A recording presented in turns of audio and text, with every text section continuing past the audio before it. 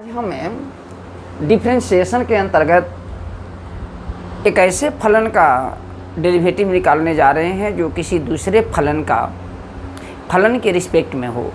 जैसे हम यहाँ पर आपको चैप्टर का मैंने नाम भी दिया है कि किसी फलन का दूसरे फलन के सापेक्ष अवकलन। तो हमने इस स्थिति में हम मान लेते हैं कि y एंड u भी two functions in one variable x है, और इस स्थिति में हमने मान लिया कि y जो है fx है और u क्या है gx के बराबर है, यानी y और u दोनों x के फंक्शन हैं, वन वेरिएबल में है।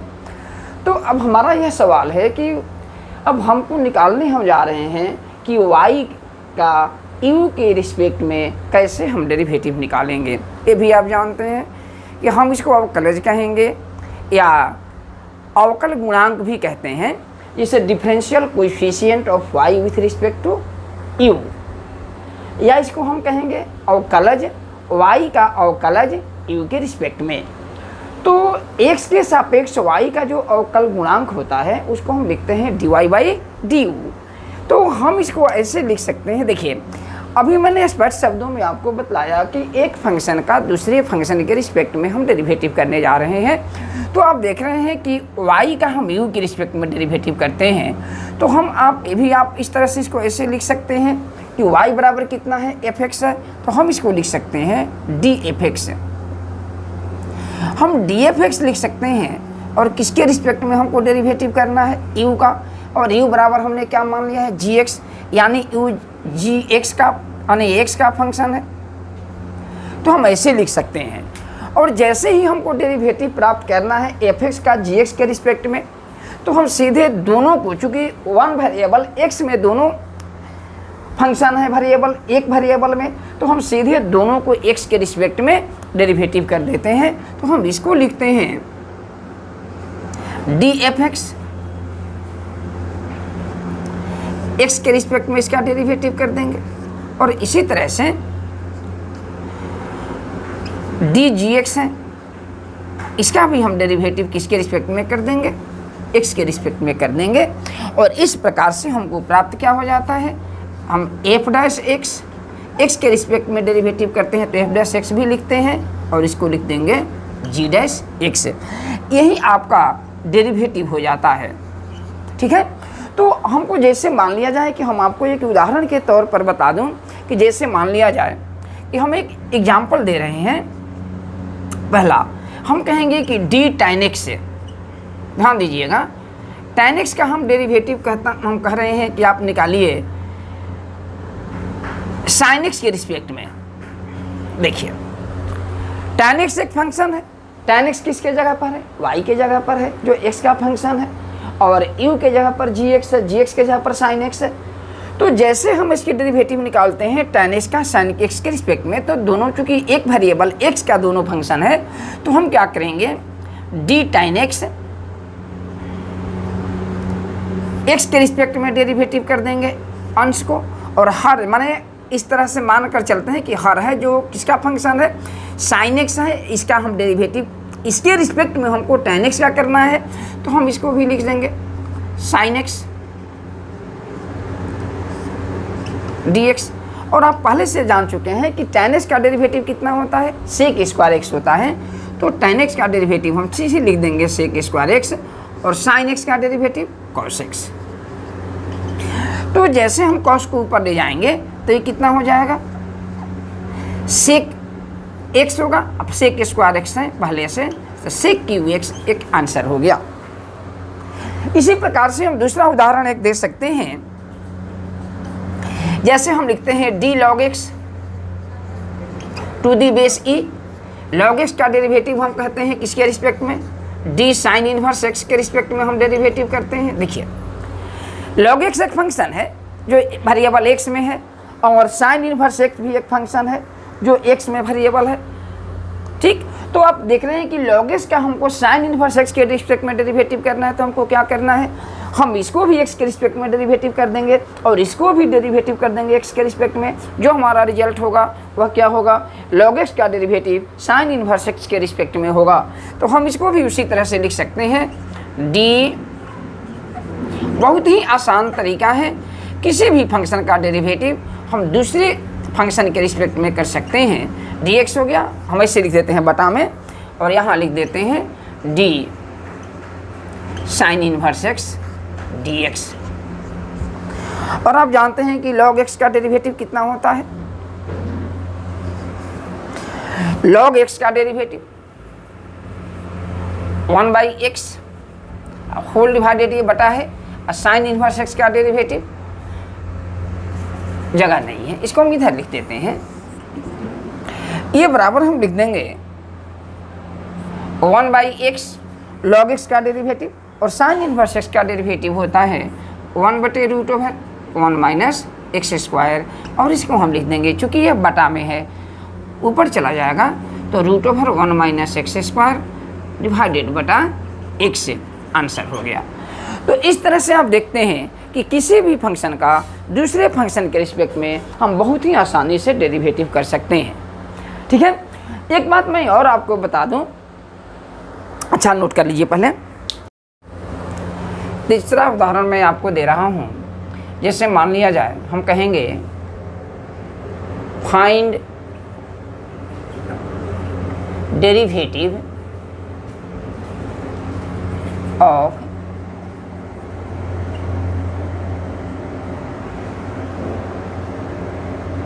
tan इनवर्स 2x बटा 1 माइनस एक्स स्क्वायर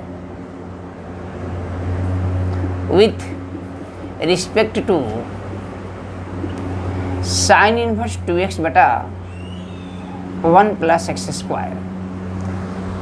अब देखिए tan इनवर्स 2x बटा 1 माइनस एक्स स्क्वायर एक फंक्शन है, एक साइन इनवर्स 2x बटा 1 प्लस एक्स स्क्वायर एक फंक्शन है, और इसका डेरिवेटिव हम इसके रिस्पेक्ट में करने जा रहे हैं।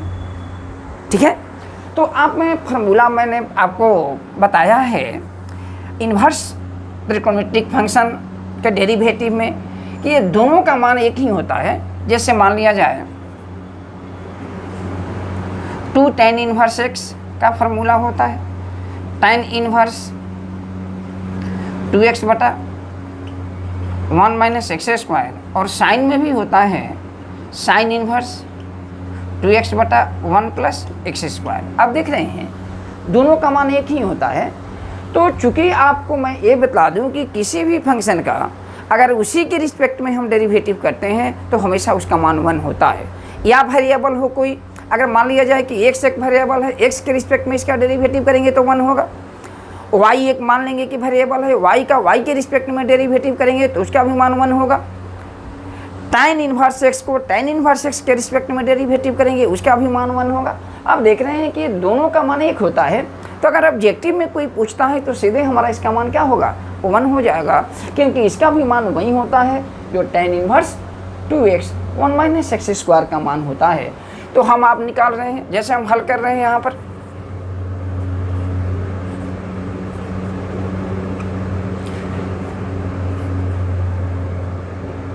देखिए हम लिखते हैं d बटा डायरेक्ट लिख रहे हैं tan इनवर्स 2x बटा 1 माइनस एक्स स्क्वायर, किसके रिस्पेक्ट में इसका डेरिवेटिव करना है, साइन इनवर्स 2x बटा 1 प्लस एक्स स्क्वायर। ठीक, अब इसको हम जैसे हम इसको इसका मान कितना होता है d 2 tan इनवर्स x, इसका भी मान होता है इसका sign inverse 2x 1 plus x square का 2 tan inverse x d 2 tan inverse x बटा d 2 tan इनवर्स x भी कटाकर 1 लिख सकते हैं, लेकिन हम इसको रिस्पेक्ट में क्या करेंगे, ये x में वेरिएबल है, ये भी x में वेरिएबल है, x का फंक्शन है दोनों, तो हम इसको डेरिवेटिव करेंगे d बटा dx, तभी वहीं आएगा 2 tan इनवर्स x डिवाइडेड बटा d बटा dx 2 tan इनवर्स x, और इसका दो हमारा कांस्टेंट होता है तो इसका डेरिवेटिव कितना होगा 1 बटे 1 प्लस एक्स स्क्वायर, और नीचे भी हमारा होगा 2 इंटू 1 बटे 1 प्लस एक्स स्क्वायर, और ये कट करके हमारा 2 भी कट जाएगा 1 हो जाएगा। तो हमको इतना लिखने की आवश्यकता नहीं है, हम सीधे 2 tan इनवर्स x का उसी के रिस्पेक्ट में डेरिवेटिव होता है, तो यहीं से हम क्या कर देंगे, 1 लिख देंगे। इतना करने की ज़रूरत नहीं है। तो कोई भी, हमने इसलिए इसको बतलाया कि कोई भी फंक्शन जिसका डेरिवेटिव उसी के रिस्पेक्ट में होगा वो अभी 1 के ही बराबर होगा। तो आप देख रहे हैं, हम एक और एग्जांपल देते हैं। हम कहते हैं d log x to the base e का डेरिवेटिव करते हैं हम dx² के रिस्पेक्ट में। आप यहाँ क्या देख रहे हैं, हम सीधे दोनों को अलग अलग करेंगे। तो हम लिखेंगे d, चूँकि log x to the base e का x के रिस्पेक्ट में डेरिवेटिव करेंगे, और फिर हम dx² का डेरिवेटिव किसके रिस्पेक्ट में करेंगे, dx का। और log x का डेरिवेटिव होता है 1/x और x² का होता है 2x²। अब जानते हैं d/dx x के पावर n का डेरिवेटिव n इंटू x के पावर n माइनस 1 पावर गुना हो जाता है और एक पावर लेस हो जाता है। तो x² का डेरिवेटिव पावर गुना हो गया और पावर 1 घट गया, तो 2x होगा। तो ये बराबर हम लिखेंगे कितना, 1/x नीचे आ जाएगा, 1/2 x²। यानी log x का डेरिवेटिव x² के रिस्पेक्ट में हमारा कितना होगा, 1/2 x² होगा। तो सीधी बात है कि जिस फंक्शन का हम डेरिवेटिव करते हैं दूसरे फंक्शन के रिस्पेक्ट में, तो दोनों का हम क्या करते हैं, x के रिस्पेक्ट में डेरिवेटिव कर देते हैं, तो रिजल्ट आता है वहीं आपका द रिक्वायर्ड सॉल्यूशन होता है। तो इस तरह से मैं आपको एक और बात बता दूं, ध्यान से देखिएगा कि कोई भी फंक्शन हो, नोट में इसको याद रखिएगा, d मान लिया जाए कि f(x) एक फंक्शन है और इसी के रिस्पेक्ट में हम डेरिवेटिव करते हैं, 1 लिख देते हैं, तो इसका मान क्या होगा, हमेशा इसका मान क्या होगा, 1 होगा। sin x का डेरिवेटिव sin x के रिस्पेक्ट में 1 होगा, log x का डेरिवेटिव log x के रिस्पेक्ट में 1 होगा, याद रखना है।